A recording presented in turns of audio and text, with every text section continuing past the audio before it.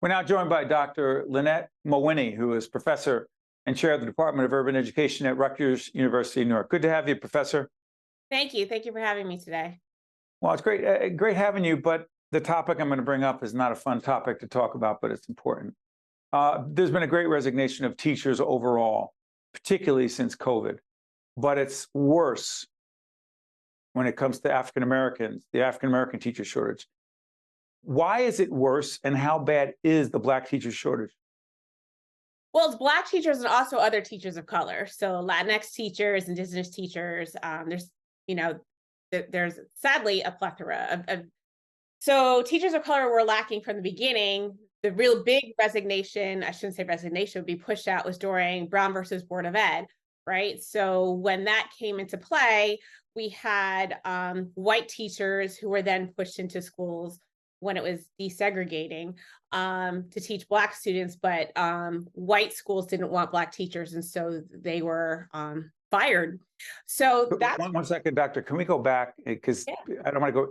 The Brown versus Board of Education decision by the U.S. Supreme Court back in the 1950s, significant on many levels, but you're saying that even though it, quote, desegregated the schools, it had an adverse impact on Black teachers? Completely. It ended up being a huge push out. That wasn't right? That wasn't the intention.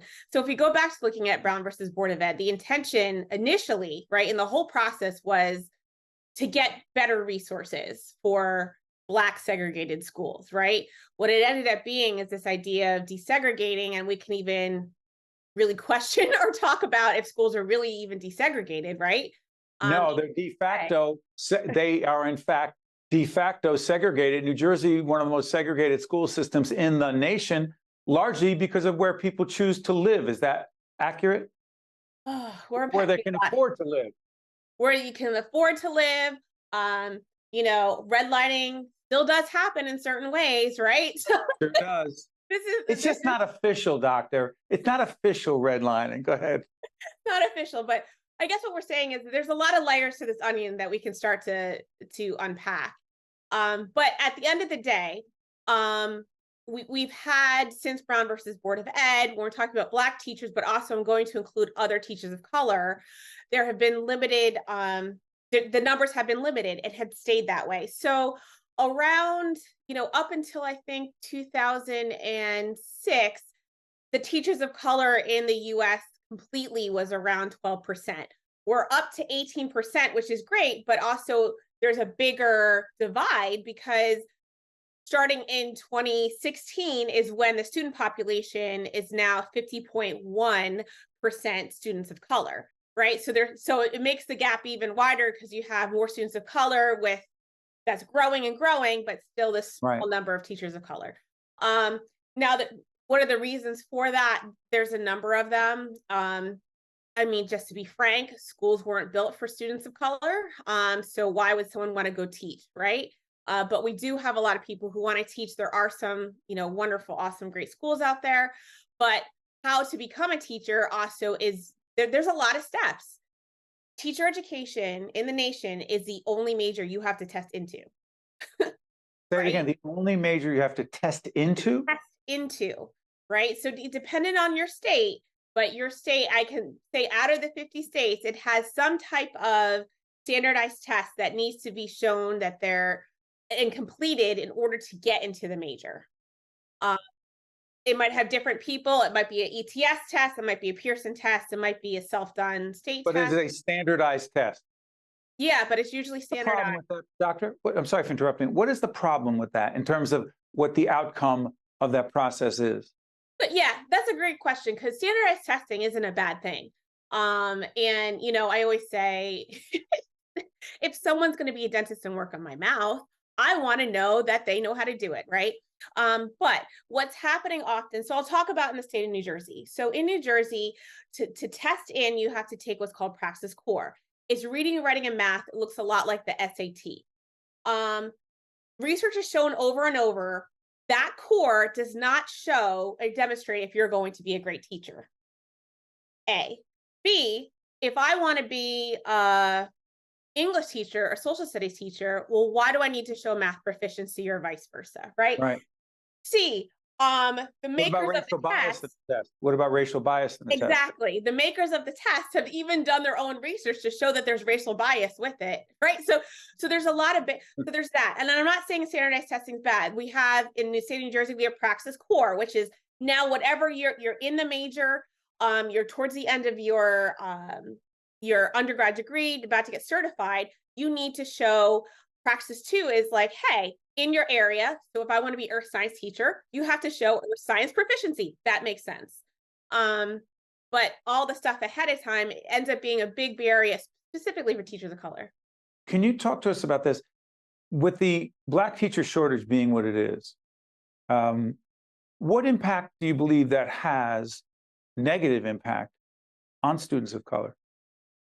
Yeah, so if we're just trying to talk specifically about Black teachers, right? So Black men make up 1% of teachers in the country, which is 1%. So if a Black boy doesn't see himself, if a white student doesn't see that Black men can do these positions, right?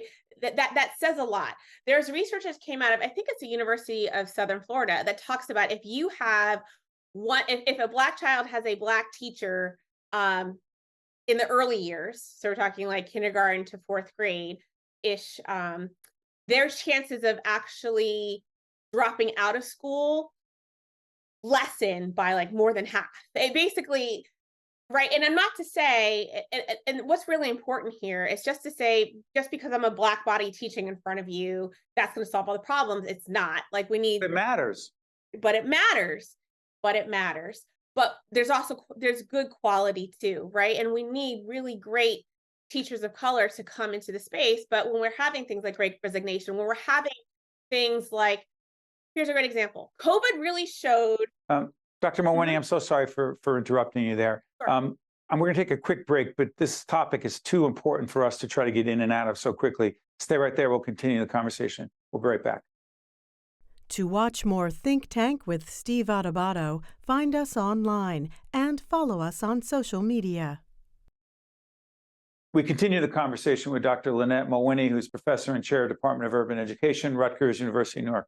Doctor, last time we were talking about this, you were talking about the impact of having a Black male teacher on a young African-American man or teenager in terms of their seeing that Black teacher, the likelihood of staying in school versus dropping out. Pick up that point, please. Yeah. So basically, it matters who's in the classroom and who's teaching. And what I was going to say is, during COVID, I think people really understood how teachers matter when people were in their homes, having to pick up some of the slack. Then all of a sudden, everyone loved teachers. And I had a friend say to me just in April, I was back out in Chicago visiting, and she said, she's a music teacher, and said, remember when they used to love us? We're back to not liking us anymore, right? But who's in the classroom matters. The quality of teacher matters. And it's vital that we need to fill these roles. And so there's this other piece of, it takes a lot to get certified as a teacher. But then also, and this is what our department has done as a collective to challenge the system, in the state of New Jersey, to be so we have ESL and bilingual teaching. English as a second language, bilingual education, not the same thing? Not the same thing. Talk about it, please. So ESL is, I'm a student who I'm trying to understand and grasp the language of English and learn that so then I can move on to class.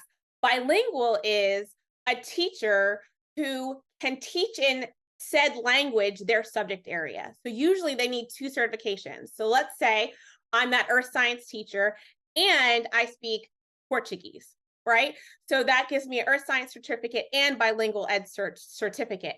So with that, with bilingual ed, you can teach all your subject matters, plus you can teach it in the language of the home spoken language that might be the majority, language of your students in a district. Right. So we have a lot of teachers who teach, who have the language, but they need this extra credential. And it doesn't make sense when we have undergrads who are coming through who had great experiences in ESL, who had great experiences in a bilingual ed classroom, who want to do this, but we're asking them, you got to go to grad school. Why does New Jersey, I'm sorry for interrupting, Professor, why does you're making it sound as if New Jersey is somehow different from other states. Is that true? New Jersey is not so different from the rest of the country, to be honest. But why do we do that? Where's the logic in that thinking, that policy? And I love your question. So because of that, I don't have any answers. I just have questions. I have no answer, but I can tell you at Rutgers-Newark, we've changed it.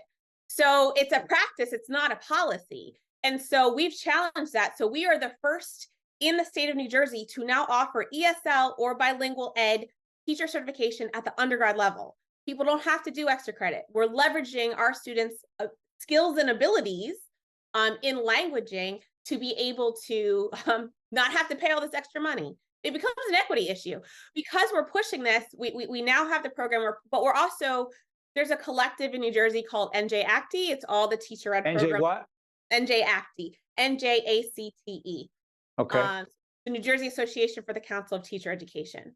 Okay. So it's a collective of all teacher ed programs all over the state who come together once a month. And so within that, we have one of our professors, LaShawn Hannon, who's going to be the incoming president for NJ-ACTE in 2 years. She's currently treasurer.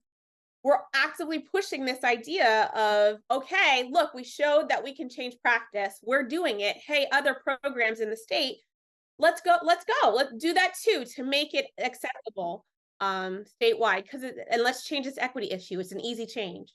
So urban education, as someone who grew up in Newark, New Jersey, educated as a young man, as a boy in Newark, in the public schools of Newark, and then at a certain point, shifting gears because it didn't work for me. My father was a public school teacher, his 2 sisters, public school teachers.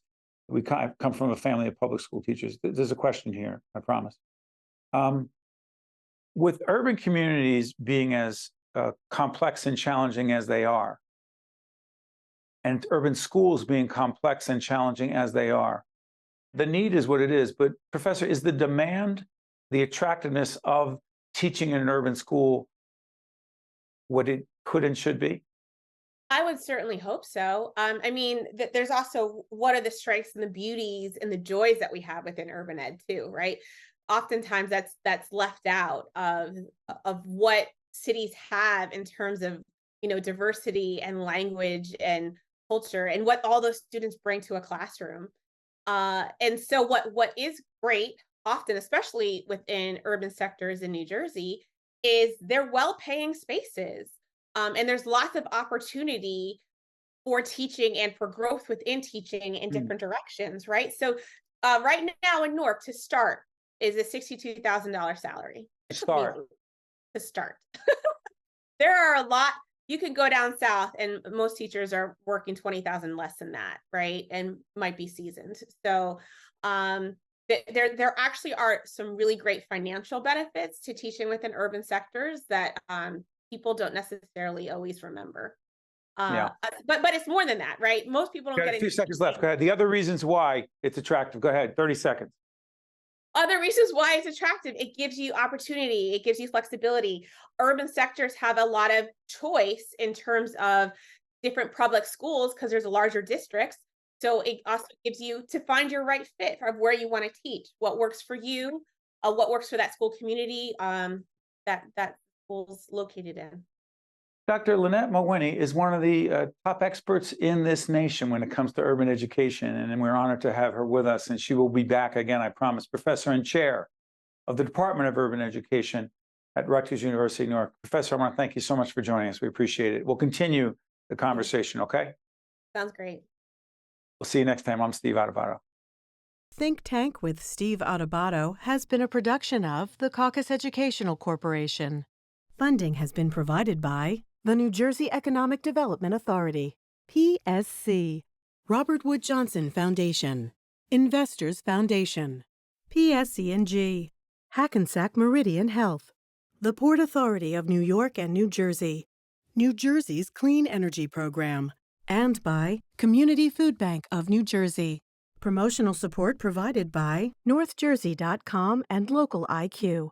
And by bestofnj.com. I'm Tim Sullivan, CEO of the New Jersey Economic Development Authority.